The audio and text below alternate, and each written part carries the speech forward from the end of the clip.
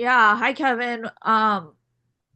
What do you think is maybe the biggest factor you think will be in beating Carolina on Wednesday? Well, we're trying to figure that out now. I thought if we can talk about just the first game, I thought we gave up way too many transition basket as Carolina was really good in transition. And then I thought they really, offensive rebounds really hurt us. I just thought they got so many easy baskets, and then obviously they made some plays down the stretch. Next question, James Henderson. Hey, Kevin. In that first matchup, I thought Elliot Cadeau did a really good job setting the table for them as a playmaker. Just your thoughts on his game and how important is it trying to keep him in front and out of the paint in this matchup? James, he was really good. I know we're going to talk about him in the paint, but I think he had 5 threes in that game. And I thought his teammates did a great job of, finding him. I thought, Van Lubin and both Washington did a great job rolling to the rim. And then he made some corner shots on us and played really well. I thought he was really good in transition and I thought he played a really complete game against us where he scored in so many ways. Number one, we got to do a good job of getting back in transition. He's almost sometimes like a one-man show. But he was really good, and if we can figure out how to slow him down, round two would be better for us. Our next question is from Rob McLam. Yes, sir. You guys jumped Boston College pretty early. I know Jaden Taylor did really well. Was that a point of emphasis going into that game? And is that something that was how rewarding was that to see? Rob, it was very refreshing. We had outside of, I would say Louisville, maybe at Wake Forest. I didn't think our defense was good in those two places, home and away. But we got back to, defending and it kind of was, it looked a little normal. JT's playing really good defense on the ball. Did a great job early on for us. And, Michael back to having 6 assists and everybody kind of scoring and playing the way they did. But I think we did a good job. We talked about going into the game. We had to establish ourselves on the defensive end, and we really did. I thought our guys were really locked in and did a great job. And, our defense has kept us in, during this streak. Our defense has really helped us and kept us in a lot of games, and we just had to get back to defending. All right, our next question is from Corey Smith. Kevin, speaking of the defensive side of the basketball, Dennis Parker Jr., I asked you about him on Saturday, but got 20 plus minutes in this past game. Last time that you played against UNC, you got 18 minutes in that game and had 3 blocks. Just your thoughts on what he does on the defensive end to really help this team, especially with his size that he gives you. Dennis has been a guy who's always played really hard. We got him to play. He was playing with great energy. This team, Corey, there's not a lot of separation between, 3 and number 8 guy. And we're looking for spark plugs right now. And if you look at, the game on Saturday, I thought Dennis was a spark plug. I've said Jaden was playing, Jaden Taylor basketball, Michael with 6 assists. I thought Dennis got back to, affecting the game in so many different ways, getting out in transition, active on the defensive end, rebounding the basketball. And, this team needs someone to bring great energy. And I thought he did that part of it. And, looking back at the Carolina game, I thought also in round one, I thought he played with great energy and passion. Thank you. Next question from Brian Murphy. Hey, Coach, we've seen it all over college basketball. The lack of consistency from one year to the next. Is that going to be a feature that we see given the transfer portal, given the way these rosters change, that it's going to be tough to build the same thing from year to year?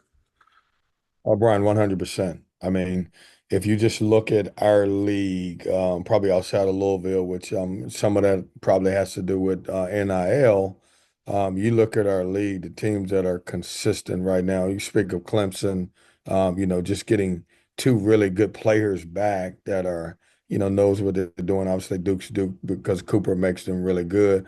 But it's hard to build programs, to build culture the way you want to when there is going to be so much turnover.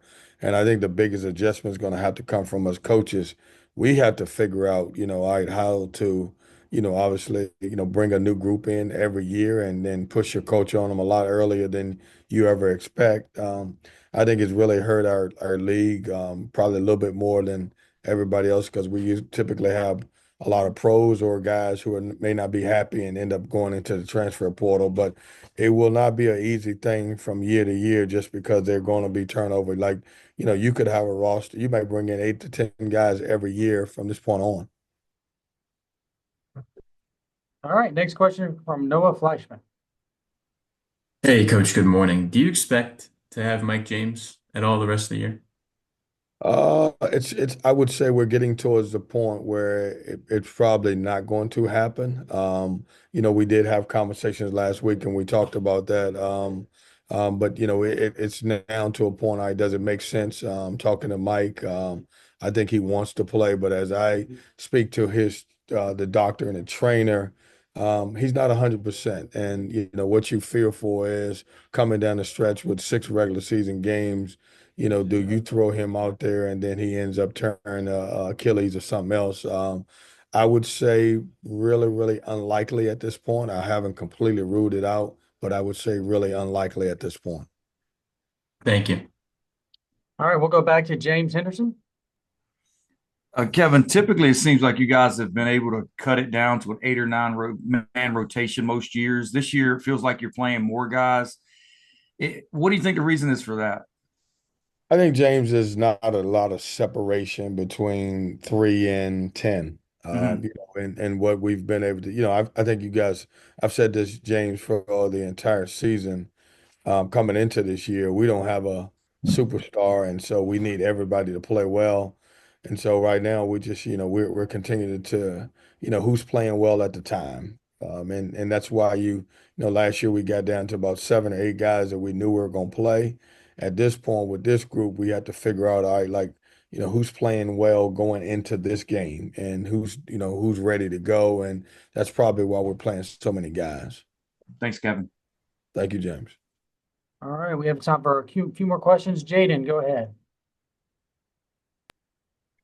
Yeah, y'all have struggled to close games this season, but you were able to hold on Saturday, to pull off that win. How much confidence did it give the team to know that, hey, we actually can close these out?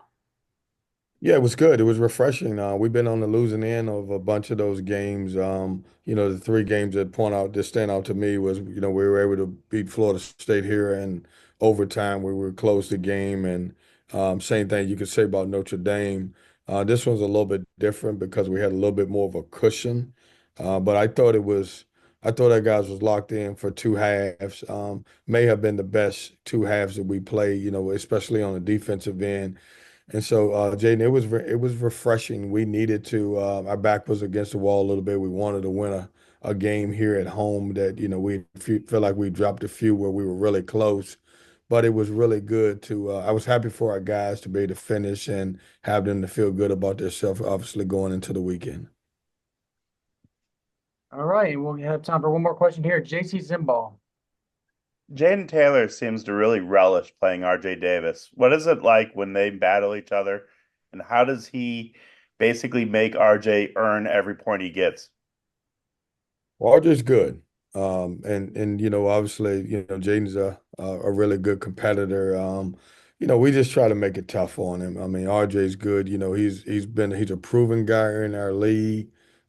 He's been really good for a long time. I feel like he's been here for a long, long time. We just try to make as much things tough as you can. And for us, our best defender, on the ball defender right now in this group is Jaden. So certainly we do a lot of switching, but he'll have some opportunity to guard him. But I don't think anybody guards him. I think RJ is a guy that, when he's making shots, he's as tough as anybody to guard in our league. And we'll have a bunch of guys that'll be able to guard him on Wednesday.